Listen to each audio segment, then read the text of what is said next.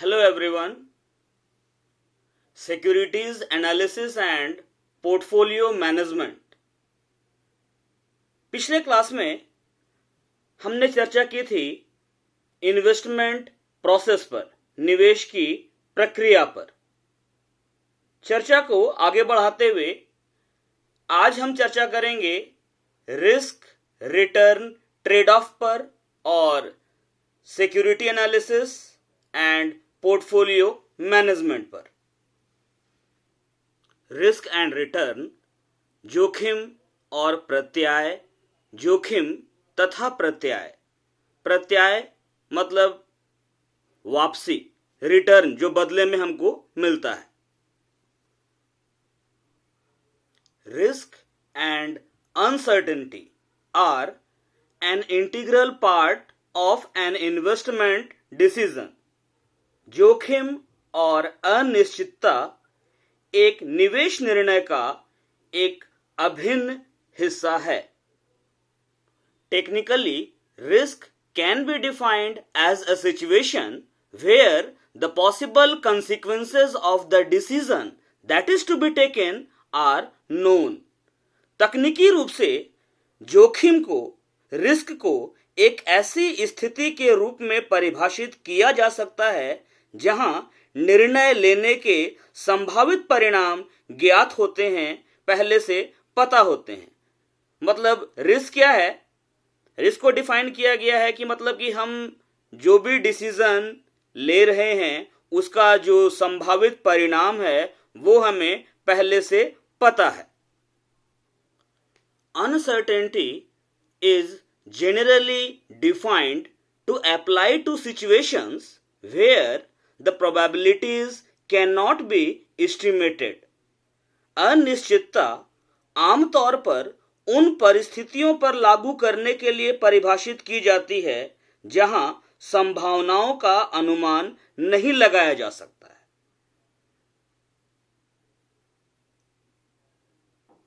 फिर से एक बार बता दूं, रिस्क और अनसर्टेनिटी, जोखिम और अनिश्चितता किसी भी निवेश निर्णय का एक अभिन्न हिस्सा है। टेक्निकली, तकनीकी रूप से रिस्क को हम ऐसी स्थिति के रूप में डिफाइन कर सकते हैं जहां डिसीजन लेने के पॉसिबल consequences, संभावित परिणाम ज्ञात होते हैं, नोन होते हैं। अनसर्टेनिटी को जनरली हम उन परिस्थितियों पर लागू करने के लिए डिफाइन कर सकते हैं जहां प्रोबेबिलिटीज का अनुमान नहीं लगाया जा सकता है। प्रोबेबिलिटीज को एस्टिमेट नहीं किया जा सकता, संभावनाओं का अनुमान नहीं लगाया जा सकता। Risk and return are inseparable. जोखिम और प्रत्याय यानी कि रिटर्न जो बदले में हमको मिलता है इन्वेस्ट करने पर, दोनों ही इनसेपरेबल है, अविभाज्य है। To ignore risk and only expected return is an outdated approach to investments। The investment process must be considered in terms of both aspects, risk and return। जोखिम को अनदेखा करना और केवल प्रत्याय यानी रिटर्न की उम्मीद करना निवेश के लिए, इन्वेस्टमेंट के लिए एक पुराना तरीका है। निवेश प्रक्रिया को दोनों पहलुओं के संदर्भ में माना जाना चाहिए। पहला जोखिम और दूसरा प्रत्याय। Some important aspects of risk and return trade-off are as जोखिम और प्रत्याय समंजन। जोखिम और प्रत्याय के बीच का जो तालमेल है, ट्रेड ऑफ है, उसके कुछ महत्वपूर्ण पहलू हैं जो कि इस प्रकार हैं। एक बार फिर क्लियर कर लीजिए कि हम कोई भी इन्वेस्टमेंट करते हैं तो उस इन्वेस्टमेंट से दो चीज जुड़ा हुआ है, एक तो रिस्क और दूसरा है अनसर्टेनिटी, जोखिम और अनिश्चितता। टेक्निकली रिस्क वो सिचुएशन है जहां डिसीजन लेने का जो पॉसिबल कंसिक्वेंसेस है, संभावित परिणाम है, वो हम पहले से पता कर सकते हैं।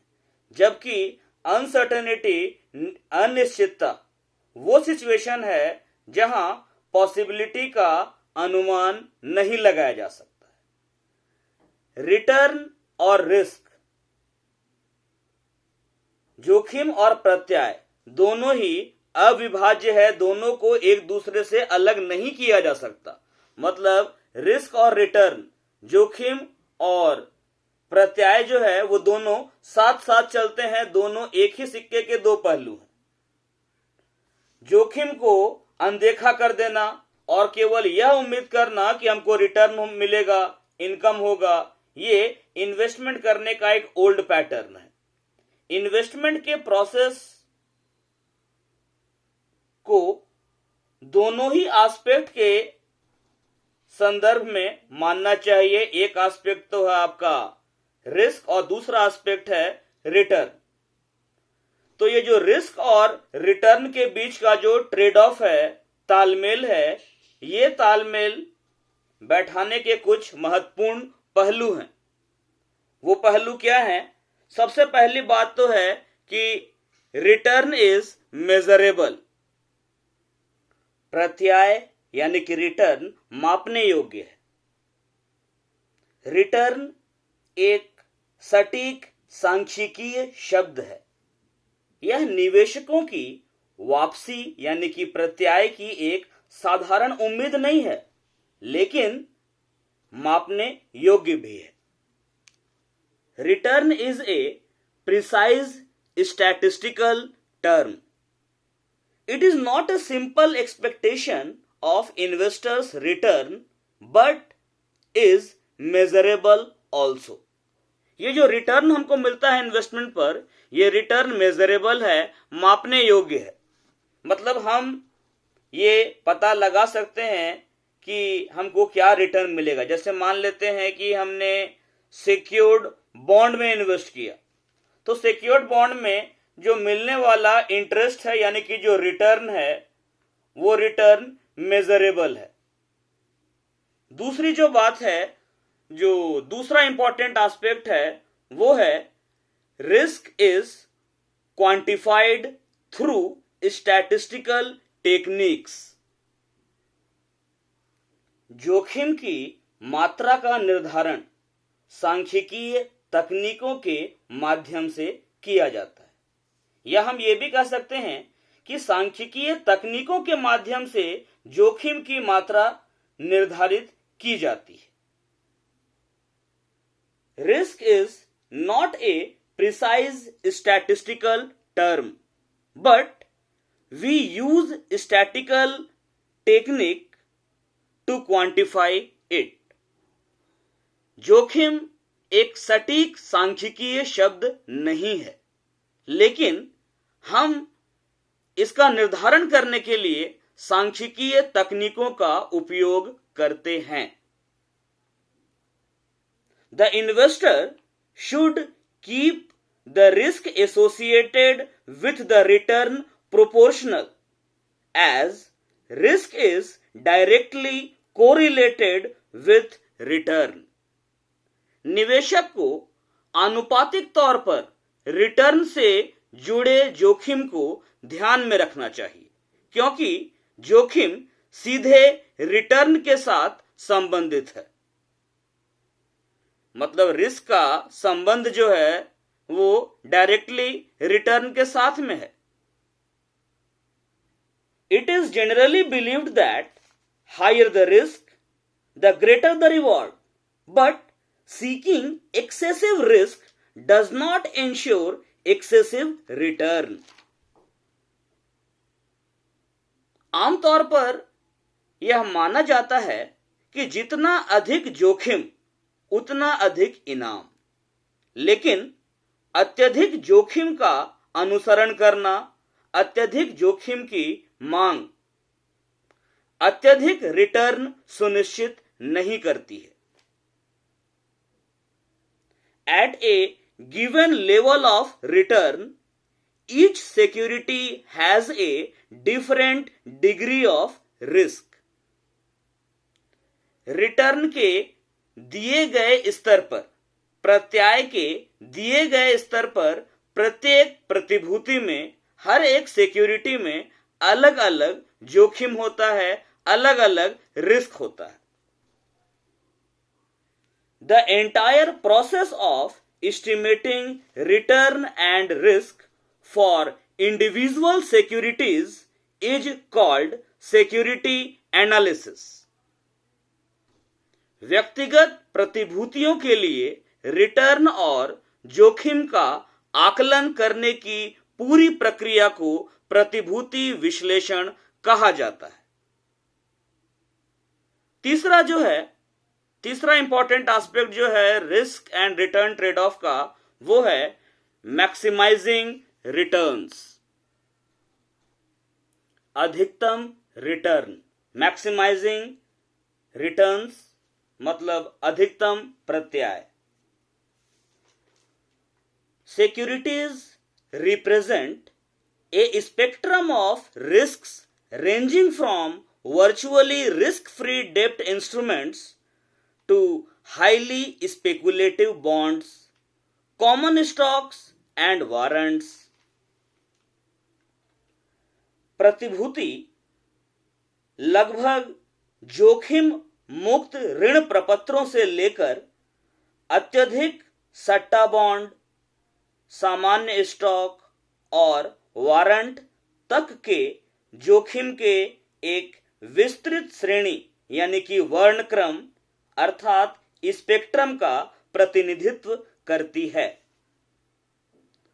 From this spectrum the investor will select those securities that maximise his utility.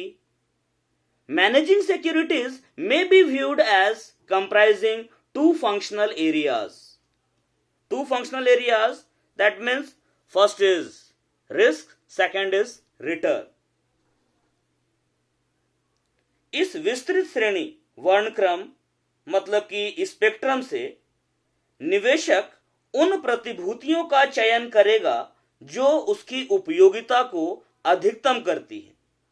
प्रतिभूतियों के प्रबंधन को दो कार्यात्मक क्षेत्रों को शामिल करते हुए देखा जा सकता है. एक आपका जोखिम और दूसरा है प्रत्याय. आगे बढ़ते हुए अब चौथा एस्पेक्ट हम देखते हैं. चौथा एस्पेक्ट है risk and return are coincident. मतलब रिस्क और रिटर्न दोनों एक साथ चलते हैं. The risk and return coincident with individual securities must be determined. These estimates must be used to form portfolios that best meet the needs of the investor.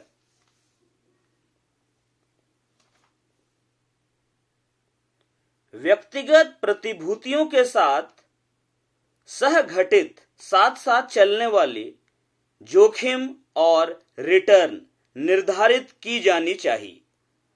इन अनुमानों का उपयोग यानी कि जो रिस्क और रिटर्न हमने निर्धारित किया है हर एक अलग अलग प्रतिभूति के साथ में, उसका उपयोग ऐसे पोर्टफोलियो को बनाने के लिए किया जाना चाहिए जो निवेशक की आवश्यकताओं को पूरा करते हैं.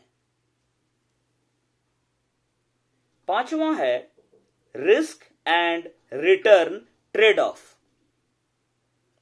जोखिम और प्रत्याय समंजन. जोखिम और प्रत्याय के बीच का तालमेल, सामंजस्य बैठाना, या जोखिम और रिटर्न के बीच में सामंजस्य बैठाना. This decision of choice of securities involves the trade-off between risk and expected return. प्रतिभूतियों के चुनाव के इस निर्णय में जोखिम और अपेक्षित रिटर्न के बीच सामंजस्य यानी कि तालमेल शामिल है. To arrive at this trade-off, the investor has to constantly review and ask certain questions and find solutions to the problems. इस ट्रेड ऑफ पर पहुंचने के लिए निवेशक को लगातार कुछ सवालों की समीक्षा करनी चाहिए और समस्याओं का समाधान खोजना होगा। कुछ समस्याएं हैं, क्या पोर्टफोलियो में केवल बॉन्ड या केवल कॉमन स्टॉक होना चाहिए, सामान्य स्टॉक होना चाहिए? यदि मामले में एक मिश्रण होना तय है तो दो प्रकार की प्रतिभूतियों का संयोजन क्या होना चाहिए? इसके कितने हिस्से में स्टॉक होना चाहिए और कितना हिस्सा बॉन्ड होना चाहिए?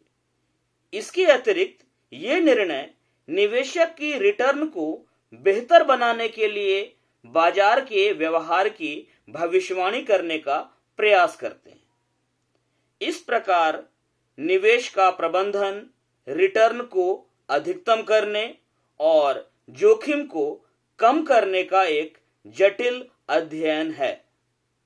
यह भी दो भागों में अंतर संबंधित है। पहला भाग है प्रतिभूति विश्लेषण और दूसरा भाग है पोर्टफोलियो प्रबंधन। Some of the problems are: should the portfolio contain only bonds or only common stock? In case it is decided to have a mix, what should be the combination of the two kinds of securities? What part of it should contain stocks and what part bonds? Additionally, the decisions are attempts to predict market behavior in order to improve the return of the investor. The management of investments is thus a complex study of maximizing returns and minimizing risk. It is also interlinked into two parts.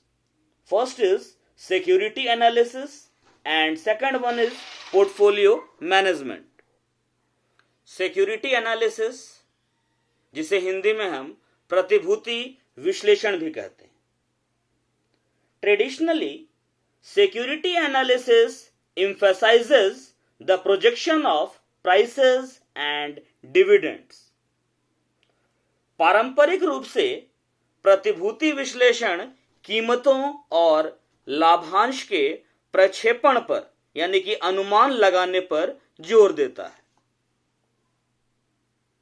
Accordingly, the potential price of a firm's common stock and the future dividend stream were to be forecast and then discounted back to the present.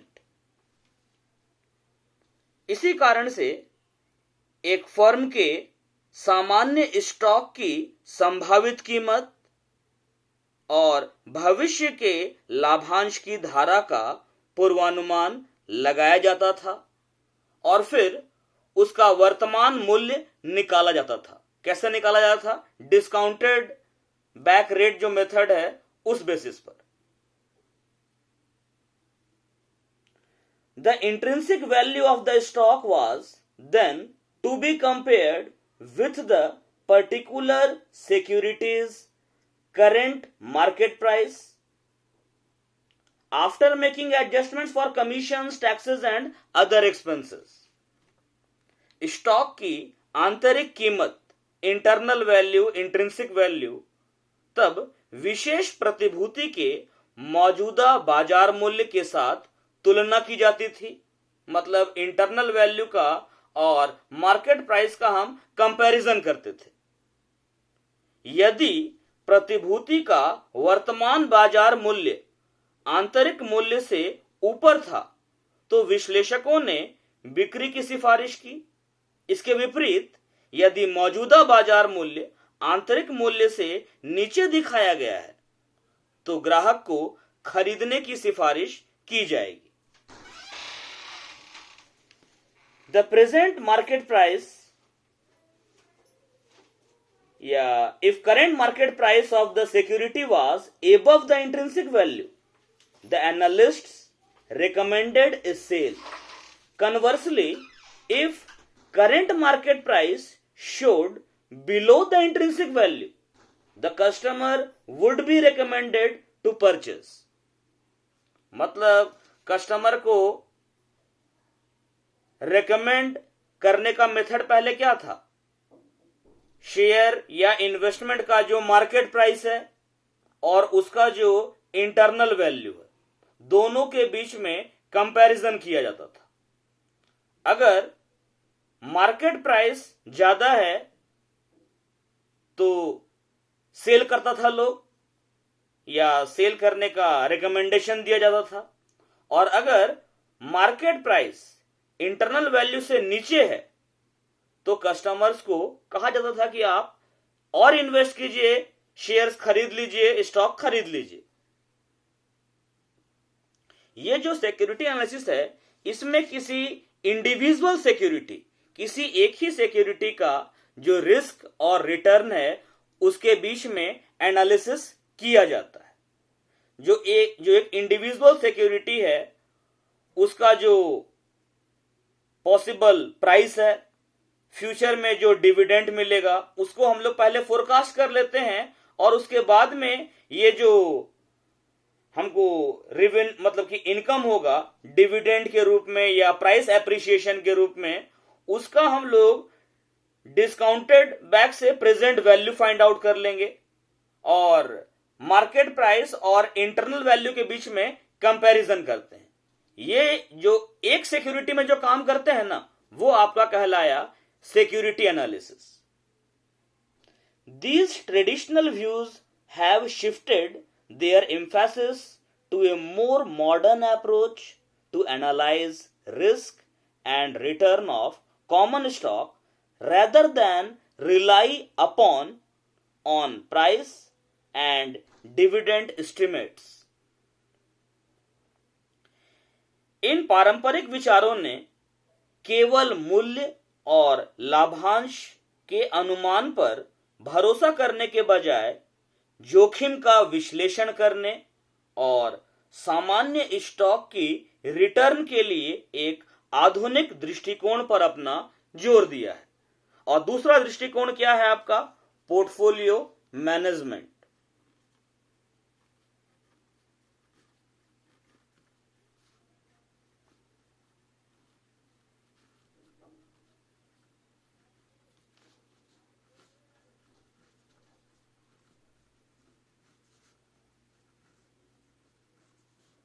Portfolio प्रबंधन.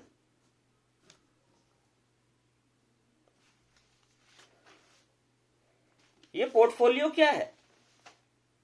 Portfolio जो है ये combination of assets है. Portfolios are combinations of assets. Traditionally portfolio management was the selection of securities to suit the particular requirements of an investor. परंपरागत रूप से portfolio प्रबंधन एक निवेशक की विशेष आवश्यकताओं के अनुरूप प्रतिभूतियों का चयन था. For example, a person who can not take risk would be advised to buy stocks of old and established firms or government bonds which would give, although low, but a fixed rate of return. Whereas a young man of 35 years of age would be advised to buy stocks in new and growth firms. जो व्यक्ति जोखिम नहीं उठा सकता है, जो व्यक्ति risk नहीं उठा सकता है, उसे पुरानी और स्थापित फर्मों के शेयर या सरकारी बॉन्ड को खरीदने की सलाह दी जाएगी, जो कि हालांकि कम लेकिन रिटर्न की प्रत्याय की निश्चित दर देकर जाएगी. लेकिन 35 वर्ष की आयु के युवा को सलाह दी जाएगी कि वो नई और विकास फर्मों में स्टॉक खरीदे। Modern portfolio theory is based on a scientific approach and has scientific applications based on estimates of risk and return of the portfolio and the attitudes of the investor towards a risk return trade-off through analysis and screening of individual securities. आधुनिक portfolio सिद्धांत एक वैज्ञानिक दृष्टिकोण पर आधारित है और इसमें वैज्ञानिक अनुप्रयोग हैं जो कि पोर्टफोलियो के जोखिम और पोर्टफोलियो की प्रत्याय यानी कि रिटर्न और निवेशक के दृष्टिकोण और व्यक्तिगत प्रतिभूतियों के विश्लेषण और स्क्रीनिंग के माध्यम से जोखिम प्रत्याय समंजन यानी कि ट्रेड ऑफ पर आधारित है। The return of the portfolio is based on weights on the percentage composition of the portfolio. Portfolio की रिटर्न पोर्टफोलियो की प्रतिशत संरचना पर भार पर आधारित है। आप लोग अपना अटेंडेंस गूगल फॉर्म से बनाइएगा।